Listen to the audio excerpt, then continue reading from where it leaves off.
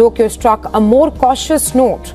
Prime Minister Shigeru Ishiba confirmed that while the talks laid a foundation, a gap still exists between the two sides. When President Donald Trump unveiled sweeping new tariffs on imports from key trade partners, the automotive world braced itself for seismic shifts. In a dramatic turn of events, the heads of Japan's three automotive giants, Toyota's Koji Sato, Nissan's Makoto Uchida, and Honda's Toshihiro Mibe, simultaneously announced that their companies would no longer sell vehicles in the United States. The decision, born from an untenable cost structure, sent shockwaves through boardrooms, assembly plants, and dealership showrooms across two continents. What began as a policy aimed at protecting American industry quickly morphed into a high-stakes gamble that shut the doors of three of the world's most enduring and trusted car makers in their largest foreign market. Before we start, hit the like and subscribe buttons for more exclusive news.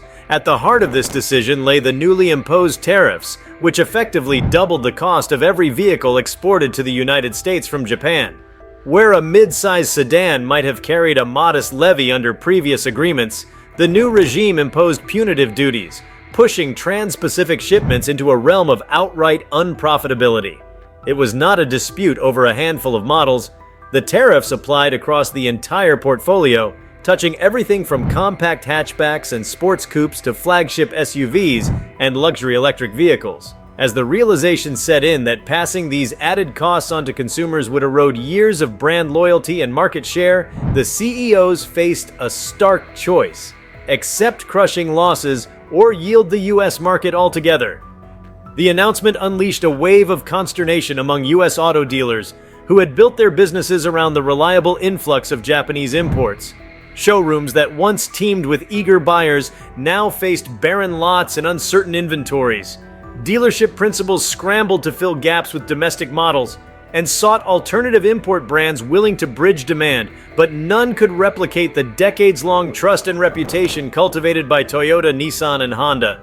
For communities where these showrooms were local economic anchors, the void promised a ripple effect: fewer sales commissions, reduced service traffic, and potential layoffs for technicians trained specifically on Japanese automotive technologies. Economists immediately weighed in on the broader consequences for the U.S. economy.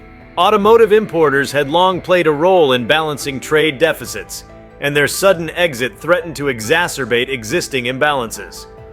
Consumers accustomed to fuel-efficient, reliable Japanese models would now face higher prices as domestic manufacturers attempted to scale up production, a process limited by existing capacity and supply chain constraints. Fuel economy and emissions targets risked slipping as American automakers leaned more heavily on trucks and larger SUVs to meet revenue demands, countermanding years of progress toward cleaner fleets. In Tokyo, the mood was somber but resolute. The Japanese government, though vocal in its objections to unilateral trade measures, found its options limited by diplomatic protocols and the complexities of international dispute mechanisms. Filing a complaint with the World Trade Organization, while procedurally possible, promised protracted legal battles unlikely to restore market access in the near term. Instead, political leaders turned their attention inward, urging automakers to redirect exports toward emerging markets in Southeast Asia, Europe, and Africa, where growth opportunities remained robust and tariff barriers more predictable. The shift, however, could not instantly absorb the hundreds of thousands of vehicles once destined for North American ports. For the CEOs themselves, the announcement represented a defining moment. Koji Sato of Toyota, normally measured in his public addresses, conveyed deep regret as he detailed the untenable financial landscape. Makoto Uchida of Nissan echoed the sentiment, lamenting that a generation of American drivers would lose access to cutting-edge electric mobility innovations in their most price-sensitive segment. Toshihiro Mibe of Honda, whose tenure had focused on hybrid and fuel cell technologies, warned that the setback threatened momentum in global sustainability efforts. Together, their decisions signaled not just a commercial retreat, but a commentary on the fragility of global cooperation in the face of protectionist impulses. Supply chain disruptions compounded the fallout. Components manufactured in Japan for models sold in the United States, including advanced safety sensors and drivetrain modules, suddenly faced surfeit. Factories in Aichi and Tochigi saw inventories swell, while logistics providers grappled with rerouting shipments. Ports accustomed to container ships bound for California and Texas now charted alternative voyages, lengthening transit times and incurring new costs. Many suppliers, keyed to the rhythms of U.S. demand, began exploring partnerships with local manufacturers in emerging markets, but the transition promised months of recalibration at best. American consumers found themselves in an unfamiliar position. With Japanese vehicles suddenly off the table, they turned their attention elsewhere. European automakers, eager to reclaim lost ground, offered incentives to attract new buyers. South Korean brands, already gaining traction with high-value warranties and technology showcases, saw their market share climb in dealership showrooms from Miami to Seattle. Domestic manufacturers, emboldened by the absence of their fiercest competition, rolled out promotional financing and loyalty bonuses. Yet even as they courted new buyers, industry analysts cautioned that quality perceptions and brand loyalties built over decades could not be supplanted overnight. In Detroit, the mood was cautiously optimistic. Union leaders celebrated the potential for job growth as domestic assembly lines anticipated increased demand. Executives outlined plans to accelerate production of fuel-efficient models and electric vehicles domestically, partly to hedge against future policy shifts, and partly to capitalize on the patriotic fervor of an American-first policy environment. However, concerns lingered about the sustainability of higher price points. With Japanese competitors out of the picture, the temptation to soften on quality standards and environmental performance loomed, threatening to undo years of collective progress toward more sustainable transportation. Across the Pacific, Japanese automakers recalibrated their global strategies. Ramping up manufacturing in Thailand and Indonesia offered a partial solution, but the limitations of local infrastructure and capital availability restrained rapid scale-up. European production sites shifted priorities to satisfy growing orders, yet each pivot entailed intricate negotiations over labor agreements, certification standards, and logistical corridors. For executives, the sudden U.S. exit underscored the virtue of diversified markets and the peril of over-reliance on any single economy. Boardrooms revisited risk models, placing greater emphasis on geopolitical stability and multilateral trade frameworks in future investment decisions. Financial markets reacted swiftly to the news. Shares of Toyota, Nissan, and Honda tumbled on Asian exchanges as investors digested the long-term revenue implications. Credit rating agencies flagged potential downgrades if the companies could not replace lost U.S. sales with gains elsewhere. Currency markets, too, experienced volatility. The yen weakened slightly as Japanese investors repatriated funds to bolster domestic operations, while the dollar showed a modest uptick on expectations of reduced trade outflows. Analysts cautioned, however, that short-term market jitters could belie longer-term resilience if strategic shifts succeeded in opening new revenue streams. Within the corridors of Washington, voices rose on both sides of the tariff debate. Proponents of protectionism hailed the move as a corrective measure against years of trade imbalances, arguing that domestic industries deserved breathing room to compete. Critics warned that the abrupt withdrawal of heavyweight automakers undermined U.S. market competence, leaving consumers with fewer choices and higher prices.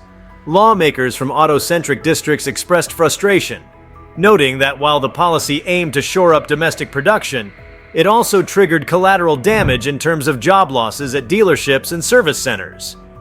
The debate crystallized around a central question: could the United States maintain open markets in the long run if such rapid policy reversals became the norm? The decision by Toyota, Nissan, and Honda also accelerated discussions about supply chain sovereignty and onshoring. Companies in adjacent industries, from electronics to heavy machinery, observed the auto sector's plight and reconsidered the wisdom of sprawling just-in-time manufacturing webs that crossed oceans. Proposals for tax incentives to encourage onshore component production gained traction, and universities began ramping up programs in advanced manufacturing and robotics to supply the expected workforce. Yet the speed and scale required to recreate global supply chain networks entirely within national borders presented logistical and financial hurdles that no policy could erase overnight.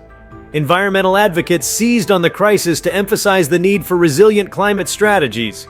Japanese automakers, leaders in hybrid technology and pioneers of hydrogen fuel cells, had counted the U.S. market as central to demonstrating the viability of low-emission vehicles.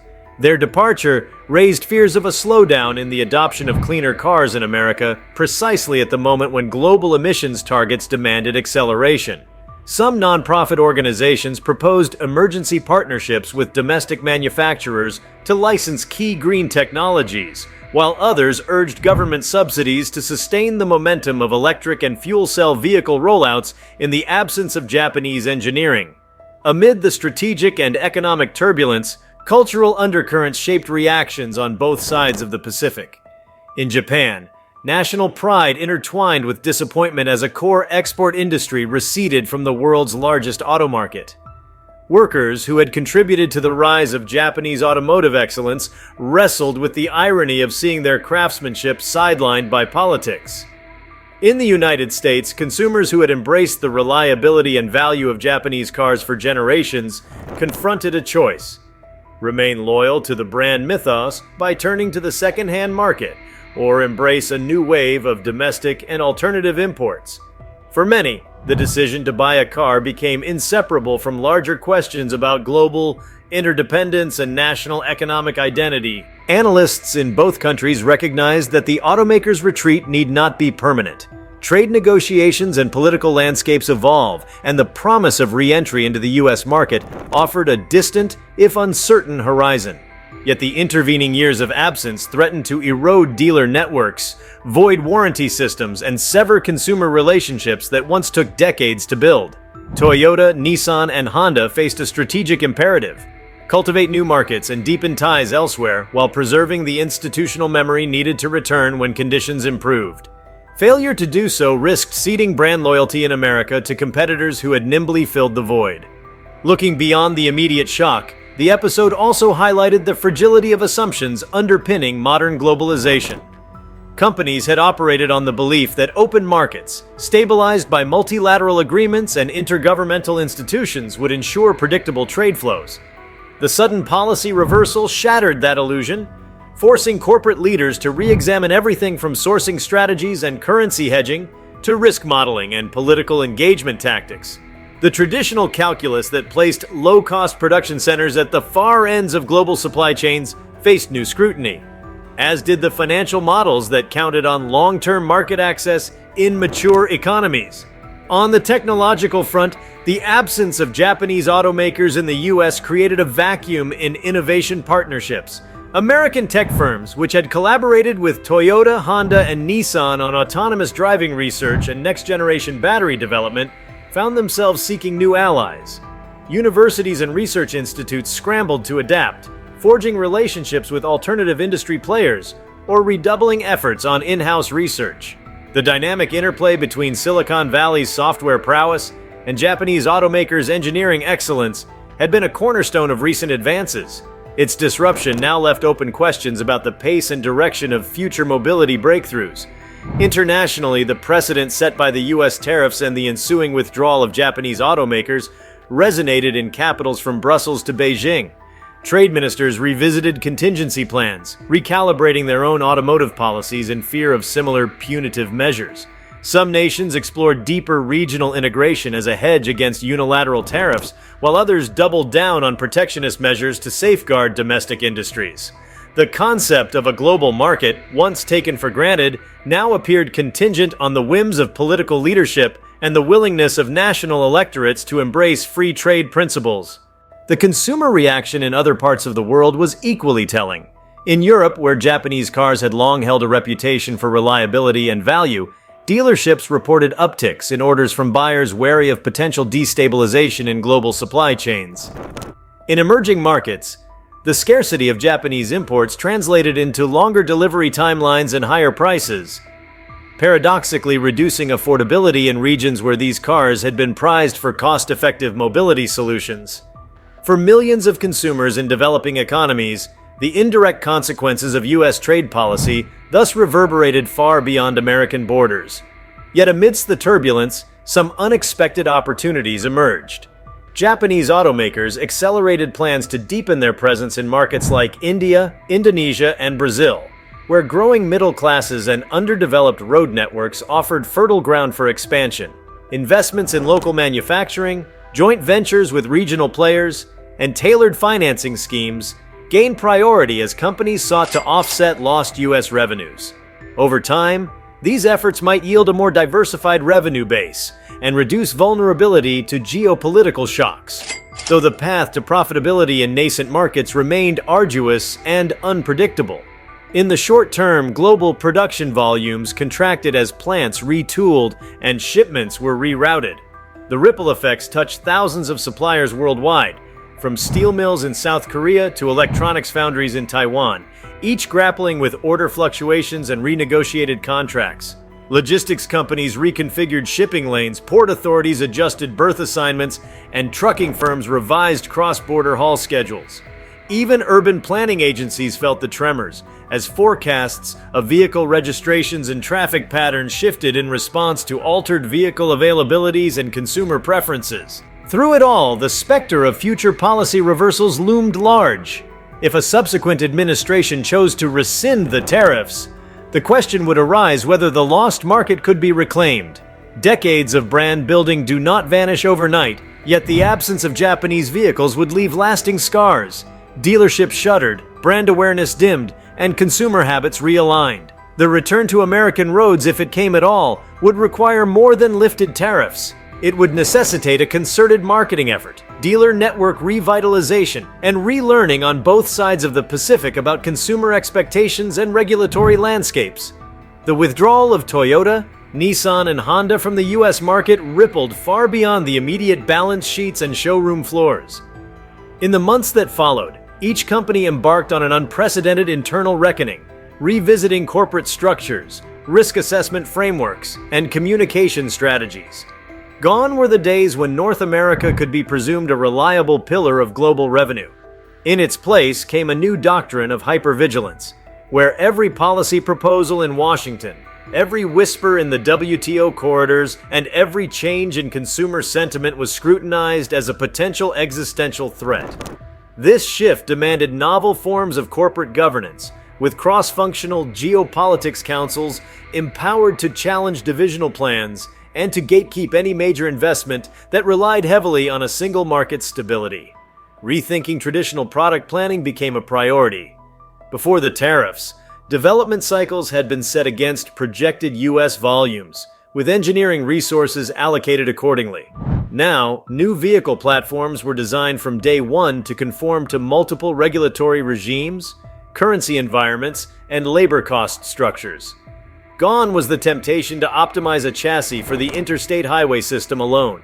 Instead, chassis and drivetrain architectures were modularized to suit Southeast Asian metropolises, European emissions zones, and Middle Eastern fuel price realities, all within a single engineering blueprint. Although this approach increased complexity in the short run, it ultimately imbued each model with the flexibility to shift production wherever it could be sourced profitably, a far cry from the one-size-fits-all strategy that had crumbled under the weight of protectionism. Finance teams, too, found themselves enmeshed in new challenges. Hedging programs, once straightforward bets on USD-JPY volatility, expanded to cover multiple currency corridors and commodity price swings triggered by global demand shifts. Treasury functions were transformed from back-office utilities into strategic nerve centers, monitoring cross-border cash flows, and reassessing the viability of repatriating dividends. At the same time, credit facilities that had been underwritten against the solidity of the U.S. subsidiaries' receivables were restructured and covenant packages renegotiated to reflect the absence of American sales. Credit officers watched with growing alarm as lending terms grew more covenant-heavy, and as the risk of covenant breaches loomed larger than any single product launch. Human capital strategies also evolved. U.S.-based talent, engineers, marketers, and managers who had built careers around Japanese automakers, suddenly faced uncertain futures. Redeployment programs were hastily crafted to transfer specialists to Asian and European operations, but cultural and linguistic barriers complicated those moves. To retain critical R&D expertise, group leadership approved global mobility incentives, fast-tracking work visa applications and paying relocation premiums. Yet even with generous packages, many professionals chose to depart for competitors or startups, seeking stability in a world where nothing could be taken for granted. This exodus prompted a fresh wave of recruitment efforts at home as automakers scrambled to replenish talent pools through local universities, vocational colleges, and targeted internship programs. Bond investors and rating agencies kept a close watch on these maneuvers.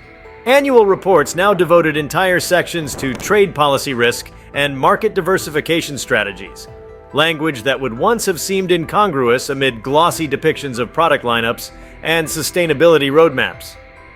During earnings calls, executives fielded questions on the plausibility of re-entering the U.S. market under new administrations, translating political forecasts into revenue scenarios with painstaking granularity. With political risk now a line item in consensus models, equity analysts developed proprietary indices to track policy signals, from congressional testimonies to presidential tweets, and to gauge their implications for global automakers' share prices. In dealer territories across the Midwest and the South, the void left by Japanese brands fostered entrepreneurial ingenuity. Independent operators began importing unregistered units through gray market channels, navigating labyrinthine compliance hurdles to satisfy niche demand from enthusiasts unwilling to forego beloved models. Small-scale converters and customizers leveraged social media to advertise import specials, legally registering these vehicles under specialized collectible or kit car statutes. Although volumes remained low, these operations became test beds for alternative distribution models, foreshadowing a future in which traditional franchise dealerships could be bypassed entirely by nimble digital platforms. Consumer finance companies, too, recalibrated their offerings. Without the volume of prime credit Toyota buyers, captive financing arms shifted their appetite towards subprime and near-prime segments, where margins were thicker and competition less fierce. This shift, however, invited fresh scrutiny from regulators worried about predatory lending practices, forcing finance divisions to overhaul underwriting standards and to implement new customer protection measures. Meanwhile, banks that had financed the Japanese distributors faced a surge in non-performing loans, prompting some to carve out auto finance portfolios or to cede them to distressed debt investors. The ripple extended to bond insurers and monoline guarantors, who re-evaluated the creditworthiness of auto-related securities in light of cascading liquidity pressures. Honda's departure hit particularly hard in the motorcycle and power equipment market. For decades, Honda's U.S. operations had anchored robust demand for everything from off-road bikes to portable generators. The exit revealed a surprising dependency. American distributors of small engine goods had long relied on Honda's quality and brand reputation to propel sales. With supply drying up, many local importers scrambled to source Chinese or Indian alternatives, but few could match Honda's reliability or technological sophistication. This scramble sent shockwaves through rural communities and outdoor recreation businesses, where the sudden scarcity of dependable power equipment posed operational risks during peak usage seasons. Motorsport venues also felt the tremors. Brands like Toyota and Honda had been title sponsors of IndyCar teams and supporters of grassroots racing circuits, channeling marketing budgets into the visceral thrill of track competition. Their retreat left budgets stripped from local racing schools, kart clubs, and motorsports festivals. In response, teams turned to European auto enthusiasts and high-end aftermarket outfits to fill sponsorship gaps, pivoting toward niche marketing channels. Yet for fans, the absence of iconic liveries on the grid underscored a deeper sense of dislocation. Tastes had been conditioned by the harmony of Japanese engineering and American roads, a combination now rendered impossible by political decree. Perhaps most insidious was the erosion of the used car ecosystem. Certified pre-owned programs, once a reliable source of steady margins for both dealers and manufacturers, collapsed without the pipeline of trade-ins from retiring models. Buyers who once counted on a predictable supply of late-model Japanese vehicles found themselves negotiating in a buyer's market dominated by mid-tier domestic options or European imports commanding premiums. Insurance companies, too, revised their actuarial tables as the pool of insurable vehicles shifted. Maintenance cost projections and residual value assumptions required wholesale adjustments to maintain profitability. Insurance providers, recognizing the volatility, offered new help inside the tariff clauses and policy riders to protect dealerships and fleet buyers from sudden market exits. These bespoke products carried substantial premiums, reflecting the heightened risk of obsolescence within warranty periods. Fleet operators, municipalities, and corporate customers alike grappled with unprecedented contract renegotiations as long-term service agreements were upended. Many turned toward telematics-based usage models, leasing vehicles in shorter cycles to insulate themselves from the unknown longevity of any given brand's U.S. presence. In parallel, mobility-as-a-service (MaaS) providers reevaluated their partnerships. Ride-hailing and car-sharing platforms that had integrated Toyota hybrids and Honda EVs into their fleets faced arduous vehicle replacement campaigns. Some operators opted to standardize on domestic fleet models, citing easier parts distribution and localized maintenance networks. A few, more daring, struck deals with European brands to trial premium electric vehicles, betting that luxury users would pay higher fares for cutting-edge comfort and performance. These experiments became laboratory studies in consumer willingness to pay, and in the trade-offs between upfront investment and total cost of ownership. Academic and vocational institutions pivoted accordingly. Programs tailored to Japanese automotive technology lost enrollment as students hesitated to invest in skills that might be irrelevant in the local job market. In response, schools hastily rewrote curricula to emphasize multi-brand service diagnostics, electrification fundamentals, and software-driven vehicle systems. Apprenticeships expanded to include European and domestic OEMs, while online platforms offered micro-credentials in battery maintenance and advanced driver assistance systems, acknowledging that the future of mobility transcended any single national engineering tradition. The public relations battle intensified on social media and in mainstream outlets. Japanese automakers, traditionally reticent in direct-to-consumer discourse, adopted more aggressive digital communication tactics. They launched global campaigns apologizing for the inconvenience to U.S. customers, while simultaneously celebrating their heritage and reaffirming commitments to other markets. Creations of interactive timelines, virtual plant tours, and behind-the-scenes engineering showcases aimed to keep American fans engaged, even in absence of direct sales. These initiatives marked a departure from the monolithic, low-profile communications often favored by established OEMs, embracing a more personal, transparent brand voice that could endure through the hiatus. Meanwhile, think tanks and policy institutes seized the episode as a case study in the limits of unilateralism. White papers popped up analyzing the economic cost-benefit calculus of aggressive tariffs, scrutinizing opportunity costs in lost tax revenues, supply chain resilience, and consumer surplus. Conferences devoted entire panels to the auto industry in an age of tariffs, bringing together former trade negotiators, industry chiefs, and academic economists. Though consensus was elusive, a common refrain emerged: that global value chains, once celebrated for efficiency, could prove brittle when political winds shifted, and that a new era of adaptive globalization would demand ongoing collaboration between public and private sectors. Even philanthropic endeavors felt the strain. Corporate foundations affiliated with the automakers, long supporters of educational initiatives, environmental restoration projects, and safety awareness campaigns in the United States, scaled back their grant-making in the face of budget contractions. Non-profits that had relied on steady funding from the automakers scrambled to identify new donors, leaving some community programs in limbo. The loss of these civic partnerships underscored that the impact of the market exit extended beyond commerce into the social fabric of countless communities. The jurisprudence of international trade law also evolved. Lawyers working on both sides refined arguments around national security exceptions and the permissible scope of retaliatory tariffs. Newly litigated cases before the WTO and regional trade tribunals tested the boundaries of so-called actionable subsidies and disproportionate measures.